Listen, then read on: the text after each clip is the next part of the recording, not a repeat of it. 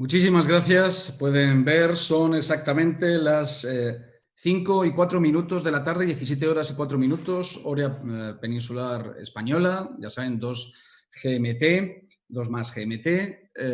Seguimos en directo en esta convención, la 17ª del Ares, convención virtual. Allá desde cualquier punto del mundo que esté siguiendo esta convención, le agradecemos su fidelidad, os agradecemos vuestra presencia y, por supuesto, esperamos vuestra participación. Sabéis que cualquier pregunta, cualquier cuestión nos están llegando, las responderemos debidamente a través del chat y a través de los diferentes soportes para que nadie deje por recibir respuesta de las dudas razonables que de tanta información y de tanta calidad se están produciendo.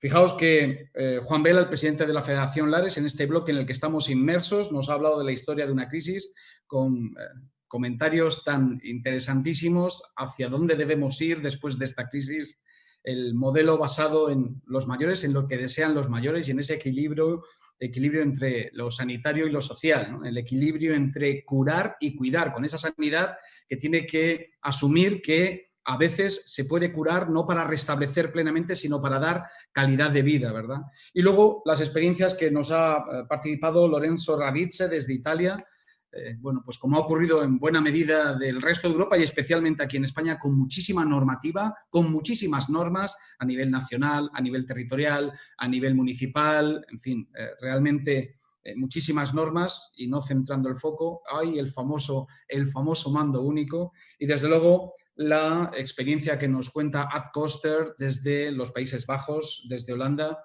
con ese concepto que a mí me parece que es importantísimo para rescatar el asunto sobre el que yo les quiero participar ahora en directo y durante algunos minutos antes de ceder la palabra a José Augusto García Navarro, que es el presidente de la Sociedad Española de Geriatría y Gerontología, que nos hablará sobre la atención sanitaria en las residencias en tiempos de COVID. Antes de ese momento, creo que podemos rescatar lo que nos ha contado nuestro colega, el vicepresidente de la Red Europea de Envejecimiento, European Aging Network, Ad Koster, y es la recuperación de profesionales que ya estaban jubilados, de gerocultores, de geriatras, que viendo lo que se estaba produciendo de manera absolutamente voluntaria, prestaron su sabiduría y prestaron su conocimiento para luchar contra esta terrible pandemia. Me quedo con una frase que ha dicho el presidente de Lares en España, Juan Vela. Ha dicho, hay que luchar contra la pandemia y no contra las personas. Esa es la clave. Y la clave es que personas que cuidan a personas garantizan absolutamente y de forma fehaciente que el eje de todo lo que se haga es la persona. Y hablando de las buenas prácticas de las administraciones públicas españolas y europeas, tenemos que referirnos a esto, a las buenas y a las malas prácticas. Las buenas han sido, y desafortunadamente así ha sido la realidad, porque en muchas ocasiones se ha rectificado lo que no se hizo al principio de la pandemia, lo que no se hizo al principio del COVID-19. Es terrible, pero es verdad. El foco no estuvo en el comienzo, ni siquiera en la prevención de la pandemia, y no estuvo en el comienzo del COVID-19, ni mucho menos en las residencias de mayores. Ahí no se puso el foco. No se ha puesto el foco tampoco ahora en la teórica salida, en la teórica desescalada, en esta reactivación económica y social. Es evidente que no se está poniendo el foco desde el Ares. Y yo, como uno de los responsables de comunicación de la Federación Lares, hemos pedido que el criterio de seguridad, de no contagio de las residencias de mayores, tanto de sus residentes como de sus familias, como de los trabajadores y de sus familias, fuese un criterio preferencial para evitar lo que en algún punto se está produciendo, los famosos rebrotes. No se nos ha tenido en cuenta. Desafortunadamente hemos tenido que esperar a que en circunstancias absolutamente terribles y de máxima urgencia, solo durante la pandemia y en algunos puntos cuando se rectificaba, se tuviesen en cuenta propuestas que nosotros desde la Federación Lares hacíamos. Yo no sé, en este caso hablando de la comparación del sistema español con el resto de Europa y ahora veremos también con algunos otros países, yo no sé si en España tenemos el mejor sistema sanitario del mundo. Los españoles lo dicen, lo decimos, lo repetimos casi como el orgullo pasado de la furia española cuando hablábamos de fútbol, ¿no? Bueno, pues no sé si es verdad, pero si en todo caso es el mejor sistema sanitario del mundo, ya les participo que no es suficiente. No es suficiente tener el mejor sistema sanitario del mundo para atender como se merece a los mayores. Y desafortunadamente, seguramente que de buena fe, pero desafortunadamente por el desbordamiento absoluto, los sanitarios se llevó por delante a lo social. Y esta es una vieja batalla, sabemos y nos consta del denuedo, del esfuerzo, del trabajo de nuestros sanitarios, de nuestros máximos dirigentes de todas las administraciones públicas. Pero también sabemos que lo social normalmente ha estado supeditado a lo sanitario. Y eso ha implicado que lo social, cuando no podía, ante una enfermedad infectocontagiosa, trasladar a los mayores a los hospitales, iniciase una cadena de contagio que en muchos casos ha sido fatal. Fíjense, hablando de análisis comparativos, tengo aquí varios estudios que voy a intentar compartir con ustedes de forma muy concisa y muy breve. Decía nuestro presidente de la Red Europea de Envejecimiento que el 70% de los fallecidos en esta pandemia han fallecido en residencias de mayores. Hay poco más que decir. Pero diré, si nos vamos a un argumento, como en algún momento se ha utilizado por parte de la opinión pública, de tengo muchos contagiados y contagiadas de COVID en la residencia, lo estoy haciendo mal, y si no tengo muchos contagiados y contagiadas en la residencia, lo estoy haciendo bien, es un argumento falsamente riguroso. Tan falsamente riguroso como que a mayor PIB y a mayor movilidad generaba mayor contagio. Nos hemos dado cuenta que había una fuente, que había un punto claro de azar. Y el azar ha sido determinante para establecer las buenas y las malas prácticas. En Lombardía, en Italia, en Baviera, en Alemania, en España, en Madrid y en Cataluña, los grandes focos en los grandes núcleos de población, en los grandes núcleos de negocio, pero por expansión y por contagio. Vimos cómo en Baviera se extendía, vimos cómo en Lombardía se extendía y hemos visto cómo aquí en España se ha extendido hacia nuestra querida Castilla-La Mancha, hacia nuestra querida Castilla y León o, sin ir más lejos, a focos como Navarra, el País Vasco, por simplemente el azar de que personas que estaban contagiadas y no lo sabían hayan transportado. Por lo tanto, lo que pretendemos ahora es hacer un análisis rápido llamando a las cosas por su nombre. Desde la Federación Lares, desde este estudio, lo que pretendemos es que todo el mundo sume. Y por favor, si vamos a hacer un análisis, llamen a los expertos. Se lo ruego a las administraciones públicas. Ya lo sé que han llamado a muchos expertos, pues no se dejen a nadie fuera. Nosotros, los que representamos a las atenciones del tercer sector de acción social sin ánimo de lucro, tenemos un punto de vista que nos parece que es tremendamente interesante. Yo les voy a analizar rápidamente cuestiones que tienen que ver con las buenas prácticas en materia de equipos de protección y test, las buenas prácticas que tienen que ver con la falta de personal, las buenas prácticas que tienen que ver con el aislamiento y el confinamiento. Déjame que les anticipe. Los mayores han recibido un doble castigo. Tienen poca capacidad de presión y han sufrido aislamientos terribles, que desde luego les habrá podido salvar del COVID, pero no sabemos si les ha podido salvar de la depresión, de la tristeza, de la soledad. Es un tema realmente interesante. Y quiero también que analicemos en clave comparativa cómo se ha gestionado el duelo y cómo se ha gestionado el acompañamiento en la despedida. Y, por supuesto, no podemos olvidarnos cómo se ha gestionado la situación económica. Ahora Ad Koster hablaba de los terribles efectos económicos, lo hablaba también nuestro colega desde Italia y, por supuesto, nuestro presidente. No podemos obviar que para prestar el servicio, como decía nuestro presidente, de que nadie se quede atrás, necesitamos una financiación que en algún momento no está llegando porque hay un bloqueo por estrés y por burocracia excesiva que lo impide. Fíjense, respecto a la falta de test y de equipos de protección, evidentemente falló la previsión. Falló la previsión. Y cuando acuciaba la necesidad de encontrar esos equipos, la prioridad fue a los hospitales. En efecto, había personas, pero en las residencias de mayores también había personas. Había mayores, había trabajadores. Por lo tanto, nos encontramos con la dificultad extrema de cortar la cadena de contagio. Desde la Federación Lares y siguiendo las recomendaciones de la Red Europea de Envejecimiento y siguiendo las recomendaciones de la Sociedad Española de Geriatría y Gerontología, propusimos la creación de centros intermedios. Nuestro presidente, Juan Vela, ha estado en uno de ellos, en la provincia de Teruel. Necesitábamos cortar, necesitábamos sacar a las personas, cortar la cadena de contagio y sacar a las personas de las residencias para que eso se parase. ¿Saben ustedes por qué? Porque ante la imposibilidad de hacer test, la única fórmula que teníamos era si había síntomas o si teníamos la sospecha de que había estado en contacto con alguien que tenía síntomas, tenía que salir de ahí. Y la realidad, y esta es una mala práctica que desafortunadamente se ha ido corrigiendo con el tiempo, pero no sabemos si suficientemente, es que había test para los sanitarios, nos parece perfectamente, pero había test para otros colectivos, sin ir más lejos, por ejemplo, el de los reclusos. ¿Que es más un recluso que un mayor? No, somos todos iguales, ciudadanos de pleno derecho. Fíjese, la falta de previsión en esto fue especialmente importante en España, que en esto es triste líder, y también en Italia, pero también en otros países de tradición previsora y con muy buen marketing social en cuanto a sus sistemas, como es el caso de Suecia o en la República Checa. ¿Saben ustedes dónde se estuvo bien en materia de materiales y en materia de test que podían establecer quién estaba y quién no contagiado? Pues en aquellos países en los que la presencia del virus comenzó de manera muy paulatina. Estoy hablando de Estonia, de Eslovaquia o incluso de Suiza.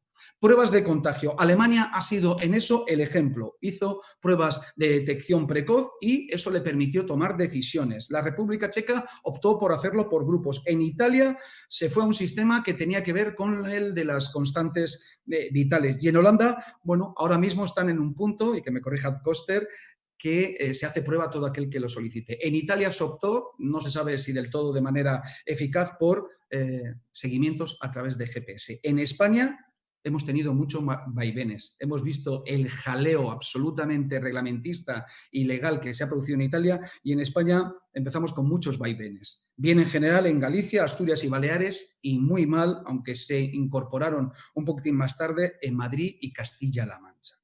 Esta es una realidad, mala práctica. No nos prepararon, no se preparó el sistema sanitario con EPIs y con test, y eso arrolló a lo social. En materia de personal, es una constante, y ya lo advirtió la Red Europea de Envejecimiento en su libro Cuidados de larga duración en el horizonte del 2030. Faltan profesionales. ¿Y cómo se ha solucionado? Aquí tengo varias cuestiones y varias soluciones. En Italia, con dobles turnos, trabajando muchísimo. Lo decían antes los anteriores ponentes. Extraordinaria la labor de los profesionales. Por supuesto, los sanitarios, esos aplausos en España a las 8 de la tarde, magnífico. Esos aplausos también para los sanitarios de las residencias de mayores y dependientes. Excepcional su labor. Han sido maravillosos. Con ayuda del ejército y voluntarios. Esto ha ocurrido en España y en la República Checa. Y como decíamos, con la incorporación de gerocultores jubilados en Holanda, porque veían que la situación no era insostenible, ¿verdad? Bien, podemos decir que una de las soluciones que propuso la Federación Lares fue la incorporación de profesionales, incluso aunque no tuviesen títulos. Bueno, pues se nos hizo caso tarde, se nos hizo caso después de un mes de pandemia. Aprovecho para reivindicar lo que ya ha comentado nuestro presidente, la dignificación de un sector. En efecto, como decía él, el 92% en España de las personas que trabajan en residencias de mayores son mujeres. No hay mejor política feminista. Esta es una constante a lo largo de toda Europa. Y no hay mejor política feminista que establecer más formación, más cualificación, mejores condiciones laborales, mejores salarios y mejor prestigio social a una profesión que no ha sido del todo valorada. Cuidar no vale cualquiera. Para cuidar no vale cualquiera. Y conviene que esto no se nos olvide. Se les ha llamado a nuestro personal que eran héroes. Bueno, han tenido actitudes heroicas. Pero desde los directores y de las directoras, desde el último auxiliar, lo que han sido ha sido profesionales comprometidos en cuidar con valores, los valores del Lares y los valores que están presentes en esta convención que estamos viviendo. Y fíjense, hemos vivido escenas absolutamente increíbles, como que el sistema sanitario público nos quitase personal, faltaba personal y venían a llevarse a los nuestros porque les ofrecían mejores condiciones. Debo decir en este sentido que hubo una actuación extraordinaria de Andalucía que estableció y ha establecido que se compute exactamente igual al personal sanitario su tiempo de prestación de servicios que al personal que se ha quedado prestando ese servicio en las residencias de mayores. Y en el caso de Extremadura se hizo todo lo posible por parar esa absoluta locura de estamos ante pocos personales y encima nos lo quita el servicio, lo paró y afortunadamente hemos podido dar ese servicio. Test, EPIs, personal, el aislamiento. Decíamos, personas que cuidan a personas, la persona en el centro de todo, trato humanizante, respeto, incluso en el momento del adiós, ¿cómo no? Humanizante desde la perspectiva integral de la persona que vive su momento vital. Ha habido situaciones muy drásticas. En España y en Francia, por ejemplo, para que comparemos, ha habido confinamientos muy prolongados, de más de 90 días con personas de edad avanzada que han llegado a perder hasta 18 kilos, confinados en habitaciones. En Italia y en Holanda han sido un poquitín más abiertos y se les estableció algún tipo de zona. Y fíjense, Luxemburgo nos ofrece la posibilidad de la atención domiciliaria, que es menos invasiva. El modelo para el que vamos, el modelo que defendíamos y que venimos defendiendo desde el Ares es que la residencia de mayores es la última alternativa para cuando casa, para cuando el domicilio no es la posibilidad de atender como se merece. Pero mientras podamos generar espacios que se parezcan lo máximo a su casa, debemos usar eso. Bien, en Luxemburgo lo hicieron. Decimos que una residencia debe ser lo más parecido a una casa y no hay nada más parecido a la casa de un mayor que su propia casa. Este es un elemento que nosotros establecemos como fundamental porque, de verdad, la clave de cualquier centro de servicios sociales adscrito al tratamiento del mayor y del dependiente es su socialización y no justo lo contrario. No la individualización de una pulserita que pone tu nombre o un expediente. Por eso, los modelos de atención tienen que ser modelos de atención basados en el hogar. Y lo más parecido al hogar es el propio hogar. Quiero hacer especial mención al magnífico trabajo que se ha hecho en Alemania, un trato impecable, con un acceso. Es verdad que tienen más presencias y más camas en UCI y eso, desde luego, debe poner a reflexionar si en efecto el sistema, por ejemplo, sanitario español es el mejor o algunos otros que se han presumido. Por favor, me pongo muy serio para analizar especialmente el tema de la humanización. En España, en Italia y un poquito en Holanda fue drástico. No visitas, no despedidas en el adiós, no al duelo, un doble castigo. En este sentido, desde la Federación Lares hemos denunciado insistentemente en los medios de comunicación, en nuestras redes, en todas las redes, Twitter, Facebook, Instagram, en todos los medios de comunicación hemos denunciado esto. No es admisible que porque nuestros mayores tienen poca capacidad de movilización social en materia de manifestaciones, ellos sean los que tengan que soportar los más largos aislamientos. Es inadmisible. Díganme cómo se le explica a un mayor con demencia que no puede salir de su habitación de 15 metros cuadrados. Y así durante 90 días. Lo decía antes, ha habido gente que no ha fallecido, personas, nuestros mayores, que no han fallecido de COVID, que no han fallecido siquiera de otras patologías. Han fallecido de soledad. Y eso es porque desde la mejor buena fe, que por supuesto todos entendemos, no se ha tenido en cuenta las especiales peculiaridades de un sector que vive de la relación, que vive de la socialización. Las buenas y las malas prácticas son por entender los matices. Y aquí sí apelamos a las administraciones públicas a que entiendan los matices. Cada persona, da igual la edad que tenga, tiene unas necesidades vitales de relación. Y no podemos, en base a una teórica imposibilidad de contagio, cercenar la vida de muchas personas que lo han vivido de verdad entre cuatro paredes de una habitación con extraordinario sufrimiento por parte de sus cuidadores que no podían incumplir la legalidad. Fíjense, en este punto quiero llamarles la atención sobre las reflexiones de un magnífico estudio que ha editado la Fundación La Caixa, reflexiones sobre el buen trato a las personas mayores durante el COVID-19. El buen trato que, según día declarado por la Asamblea General de las Naciones Unidas, se celebró el pasado 15 de junio. Es el Día de Concienciación contra el Maltrato y el Abuso en la Vejez. Bien, este estudio del programa de personas mayores de la Fundación La Caixa, con la dirección científica de la doctora María Jesús Goicoechea y del doctor Javier Yanguas Leazaun, dice cosas muy interesantes. Por favor, la primera, igual dignidad e iguales derechos, también en el tiempo de la pandemia. Debemos decir que esto no se ha cumplido. Los mayores han aguantado en España y en otros muchos países de Europa el mayor confinamiento posible. Legítimamente y con todo el derecho se hablaba de los nenes, de los pequeños. Los mayores lo han vivido especialmente.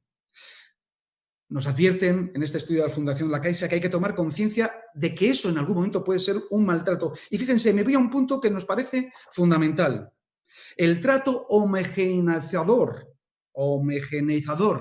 y el trato infantil a los mayores no es el trato que ellos merecen. El aislamiento social no arregla nada. Ese aislamiento tiene consecuencias psicológicas negativas y la falta de apoyo de las personas que normalmente son sus interlocutores les despistan. Probablemente tendrán salud física, pero su salud anímica y su salud emocional quedan absolutamente en entredicho y muchos de ellos, insisto, ven deteriorado su estado por una soledad. Hay un montón de ideas, hay un montón de conceptos. Pedimos que ante posibles rebrotes se tome en consideración lo bueno. Innovar es copiar y mejorar. Innovar no es solo copiar. E innovar es mucho más que copiar, es mejorar y entender los matices de las personas que reciben esos servicios. Ojalá que estos más de 100 días de pandemia aquí en España y en Europa nos sirvan para, Dios no lo quiera, en un futuro rebrote, tener en cuenta las peculiaridades de las personas mayores. Y aquí quiero incidir en los dos últimos puntos. El que tiene que ver con el bloqueo de la dependencia. En España, de facto, seguramente también en otros lugares de Europa. ¿Por qué? Porque como han estado aislados, no podían ingresar nuevas personas a esos centros, ante la inexistencia de test que pudieran certificar que era un sitio libre de COVID. Por cierto, aprovecho para decir, no nos contaminemos en lo social de la terminología, del paralenguaje de lo sanitario. Limpio de COVID, sucio de COVID. Las personas no se reciclan, las personas se reinventan. El reciclaje es para las basuras, lo limpio y lo sucio es para objetos. Las zonas donde viven personas son zonas libres de COVID o con COVID, pero no ni limpias ni sucias. Cuidemos esas realidades porque nuestros mayores nos escuchan y nos ven. Y fíjense, el bloqueo que en algún momento se está padeciendo en España impide que ese mayor haya nacido donde haya nacido, en el lugar más recóndito de cualquier pueblo de España y sea cual sea su estatus económico, si tiene reconocida su plaza, pueda entrar a recibir el servicio. Eso no se ha producido en algún caso. Se está conculcando el derecho legítimo que tiene ese mayor porque no recibe el servicio y además se está poniendo en riesgo a las entidades sin ánimo de lucro. Esa es otra práctica que debemos mejorar para que no se ponga en cuestión el sistema de dependencia. Las entidades sin ánimo de lucro están haciendo un magnífico esfuerzo prestando el servicio para no dejar a nadie atrás.